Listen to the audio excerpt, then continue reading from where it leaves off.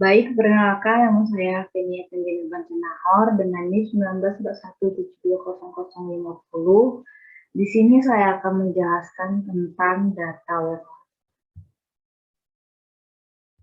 Apa itu data warehouse? Data warehouse itu adalah gudang data ataupun penyimpanan utama data dalam sistem komputer yang bertujuan untuk mengarsipkan, menganalisis sebuah data histori suatu organisasi untuk bisnis tertentu. Nah, informasi atau histori yang biasa dikelola itu adalah histori seperti transaksi, penjualan, gaji, serta informasi harian lainnya. Dengan menganalisis sebuah data secara struktur, maka akan menghasilkan informasi yang lebih akurat untuk menunjang pengambilan keputusan suatu perusahaan. Data warehouse ini biasanya hanya bisa dibaca atau ditulis, tetapi bisa juga ditambah datanya dengan cara biasanya dengan cara rentan waktu per minggu, per bulan, ataupun per tahun. Oke, yang selanjutnya itu ada fungsi data warehouse. Nah, fungsi data warehouse itu ada 5. Yang pertama ada membantu dalam mengambil keputusan. Yang kedua, mudah dan cepat dalam mengakses data. Yang ketiga, menciptakan konsistensi data. Yang keempat ada menghasilkan ROI yang optimal. Yang kelima ada menyediakan historical. Nah, untuk fungsi yang pertama itu adalah membantu dalam mengambil keputusan. Maksudnya di sini membantu dalam mengambil keputusan adalah itu informasi datanya harus sesuai fakta dan harus kredibel. Dan tujuannya untuk membuat keputusan yang benar dalam segmentasi pasar, manajemen inventaris, dan manajemen keuangan atau finansial. Nah, yang kedua itu ada mudah dan cepat dalam mengakses data. Di mana fungsi kedua ini pengguna dapat berinteraksi dengan sumber secara cepat dan efisien, yang memberi impact pada pengambilan keputusan yang lebih cepat daripada kompetitor bisnis yang lainnya. Yang ketiga itu menciptakan konsistensi data. Artinya itu sistem dapat mengumpulkan berbagai informasi dari sumber yang berbeda ataupun platform yang berbeda, sehingga dapat diubah menjadi format tunggal agar dapat digunakan dengan baik. Format tunggal yang di sini maksudnya adalah diubah dengan satu data yang sesuai dengan standar. Semisal ada suatu data dengan data penjualan dengan harga barang. Untuk sumber yang A itu ada sumber yang A dengan atribut harga, sumber B itu ada dengan atribut HRG barang, atau sumber C itu ada atribut dengan harga barang. Nah, itu harus kita standarkan supaya datanya itu bisa digunakan dengan baik. Misal standarnya itu kita buat nama atributnya menjadi harga barang, seperti itu. Selanjutnya ada fungsi yang keempat adalah menghasilkan ROI yang optimal. Nah, ROI ini adalah return of investment, adalah tingkat rasio antar jumlah laba bersih dan biaya investasi yang dihasilkan dari beberapa investasi pada resource atau sumber daya yang ada.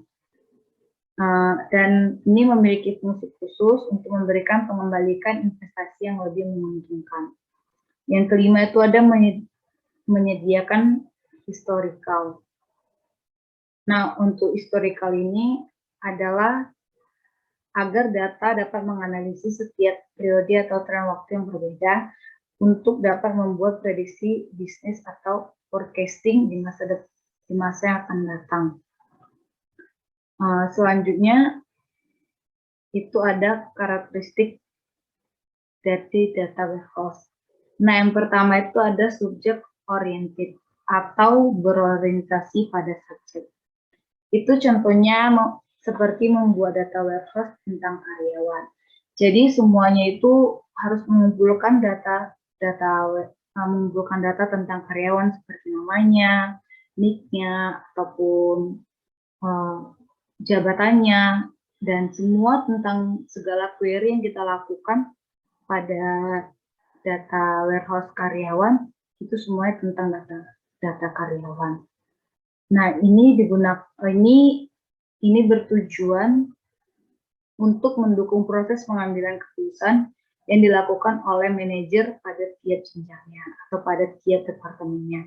Nah, yang kedua itu ada integrate data atau data telah terintegrasi. Maksudnya data telah terintegrasi ini adalah kumpulan data dari berbagai sistem yang ada, maka informasi yang diperlukan juga terintegrasi dengan baik atau memiliki pembaruan dengan baik, sehingga pengambilan keputusan dapat bisa lebih efisiensi dan dapat lebih bisa efektif.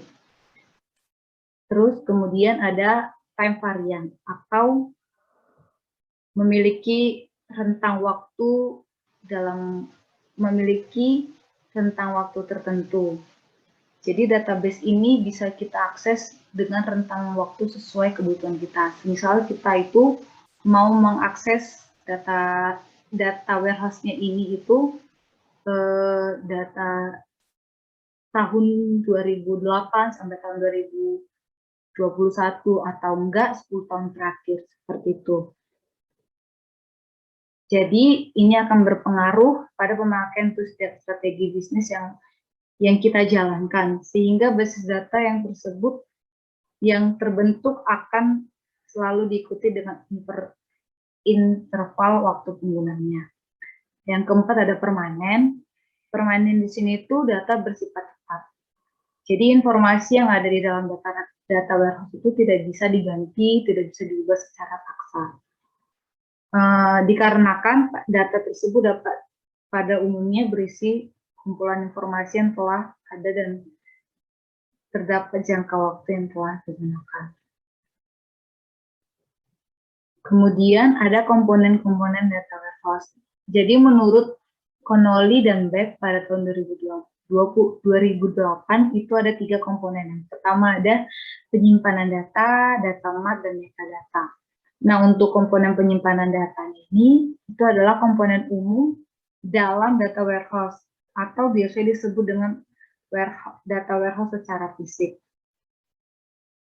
Nah, kemudian ada data mart, di mana ini data mart ini adalah data warehouse dengan ukuran yang lebih kecil. Semisal, di suatu perusahaan itu ada departemen-departemennya. Setiap departemennya membuat data warehouse. Nah, untuk data warehouse setiap departemen itu disebut dengan data mart. Jadi data mart ini data warehouse yang ukurannya lebih kecil. Kalau untuk data warehouse itu adalah data utama untuk perusahaan, terdiri dari data mart setiap departemen. Kemudian ada metadata. Jadi metadata ini adalah data yang menjelaskan data atau menyimpan informasi yang lebih detail mengenai data-data yang telah tersedia, yang telah disediakan oleh data. Kemudian ada arsitektur dari data warehouse sendiri. Kita bisa lihat gambar yang telah ada di layar, seperti arsitektur ini terbagi jadi 5 bagian. Yang pertama itu ada data source, lalu itu ada backend tier, lalu ada data warehouse tier, lalu ada OLAP tier, dan terakhir ada front end tier. Nah, data source itu jadi datanya itu bisa diambil dari berbagai sumber, mau dari internal, eksternal, ataupun operasional database lainnya. Kemudian data-data yang telah kita ambil dari berbagai sumber itu kita proses melalui ETL proses. Jadi kita masukkan ke lapisan selanjutnya, yaitu lapisan backend tier. Di sini itu akan dilakukan proses ETL proses. Jadi ETL itu apa? Yang pertama itu ETL itu, yang pertama itu ada extract, yang kedua itu T-nya itu transformation, yang ketiga itu loading. Oke. Nah, extract itu jadi data yang tadi kita udah ngambil dari berbagai macam sumber itu kita ekstrak, kita bersihkan dulu datanya, kita pilih-pilih dulu data mana yang mau kita ambil, kemudian setelah itu pasti data akan menjadi bersih, kemudian akan kita transformation lagi. Di transformation ini datanya itu kita standarkan dengan yang sama. Seperti tadi saya udah bilang di awalnya, jika kita ambil contoh dari data pembelian itu, data penjualan maksud saya, di mana ada harga dari sumber A itu dengan atribut harga itu dengan tulisan HRG dari sumber B, semisal dengan atribut harga itu dengan tulisan HRG BRG, harga barang. Nah, di sini di transformation ini kita standarin dengan satu nama. Misal saya mau standarnya dengan nama yang sama, yaitu harga barang, seperti itu. Jadi transformation itu adalah data yang dibentuk supaya standarnya sama. Kemudian setelah data dibentuk, setelah data dibersihkan, data dibentuk, maka kita masuk ke proses loading, di mana di proses loading ini yang data yang awal tadi itu kita masukkan ke data staging. Jadi staging itu setelah kita masukkan ke data staging, maka akan diteruskan ke selanjutnya ke data warehouse. Nah, di data warehouse itu ada dua. Yang pertama ada data mart, ada metadata. Nah, data mart seperti yang saya bilang tadi, data mart itu adalah data warehouse yang berasal dari departemen-departemen. Jadi itu data warehouse yang ukurannya lebih kecil. Jadi data mart itu data-data dari departemen-departemen dan akan dikirimkan ke data warehouse sebagai data yang utama perusahaan. Untuk metadata itu adalah data yang menjelaskan data lain, suatu data yang menjelaskan data tersebut. Jadi lebih detail, seperti datanya dijelaskan lebih rinci, kemudian waktu pembuatannya ada, terus dapat diakses oleh bisa kita buat dia tuh datanya bisa dapat diakses oleh siapa, seperti itu. Kemudian setelah itu kita akan masuk ke lapisan berikutnya adalah ke lapisan OLAP. Nah, apa tuh OLAP atau OLAP? Itu adalah Online Analytic Processing, di mana di sini itu adalah perangkat lunak yang memvisualisasikan data multidimensional.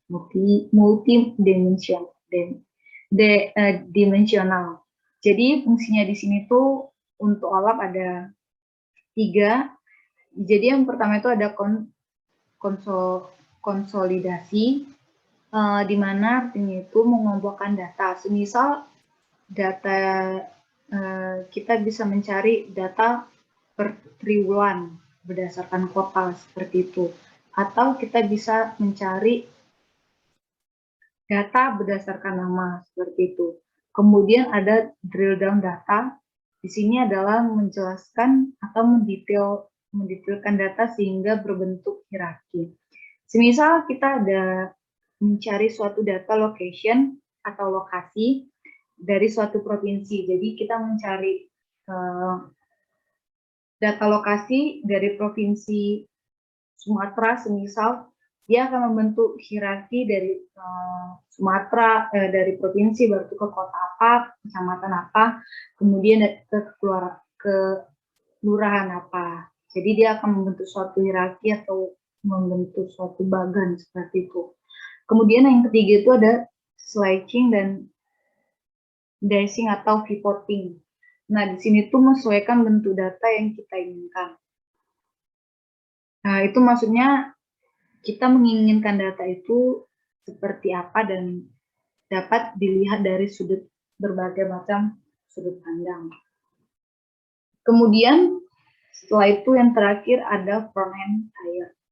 Nah, di front-end tier itu adalah di sini itu adalah aplikasi yang digunakan untuk mengeksplorasi konten dari data warehouse atau biasa disebut dengan area client tools. Nah, tools-tools yang ada itu seperti OLAP tools, reporting tools, baru ada statistical tools, data mining tools.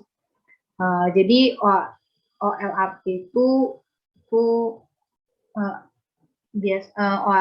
tools itu untuk OLAP, baru tuh yang kemudian ada reporting itu biasanya untuk membuat laporan, statistika itu biasanya untuk membuat statistik. Seperti itu. Baik, selanjutnya saya akan menjelaskan tentang modeling atau skema dari data warehouse. Jadi di data warehouse itu ada skema star, skema bintang, atau star skema. Di sini tuh tabel dimensinya itu tidak dinormalisasikan. Jadi modelnya itu seperti bintang dan tabel dimensi yang mengelilingi tabel fakta. Di sini saya akan menjelaskan perbedaannya tabel fakta dengan tabel dimensi. Jadi dapat kita lihat dari gambar yang ada, kalau tabel dimensi itu terdiri dari satu primary key di setiap tabelnya. Sedangkan tabel fakta itu adalah gabungan setiap primary key yang ada di tabel dimensi. Dan juga tabel dimensi itu biasanya atributnya itu tekstual, sedangkan tabel fakta itu biasanya numerik dan juga tekstual. Kemudian ukuran tabel fakta tumbuh secara vertikal, sedangkan ukuran tabel dimensi itu tumbuh secara horizontal. Kita lihat tabel dimensi pada star skema itu adalah yang berwarna biru, kemudian yang berwarna merah muda itu adalah tabel fakta. Jadi foreign key yang ada di tabel dimensi akan menyusun tabel fakta yang berupa foreign key. Untuk di tabel fakta sendiri itu biasanya lebih banyak catatan dan lebih sedikit atributnya. Sedangkan di tabel dimensi itu lebih banyak atributnya daripada catatannya. Baik, selanjutnya itu ada skema snowflake seperti itu. Jadi snowflake itu tabel dimensinya telah dinormalisasikan. Jadi proses normalisasi tabel-tabel dimensi pada skema ini itu disebut dengan snowflake, sehingga tampilan tabel-tabel pada skema snowflake berbentuk menyerupai snowflake. Kita bisa lihat di gambar yang ada, kita ambil contoh seperti tabel dimensi produk. Jadi ini tabel dimensinya sebelum dinormalisasikan. Ketika dinormalisasikan ada tabel dimensi produk type atau tipe produk seperti itu. Yang awalnya di dimensi produk itu tabelnya hanya ada ID nama produk type atau tipe produk, kemudian dijabarkan lagi jadi tabel tipe produk atau tabel dimensi produk type. Seperti itu. Sekian presentasi dari saya. Mohon maaf jika banyak salah kata. Terima kasih.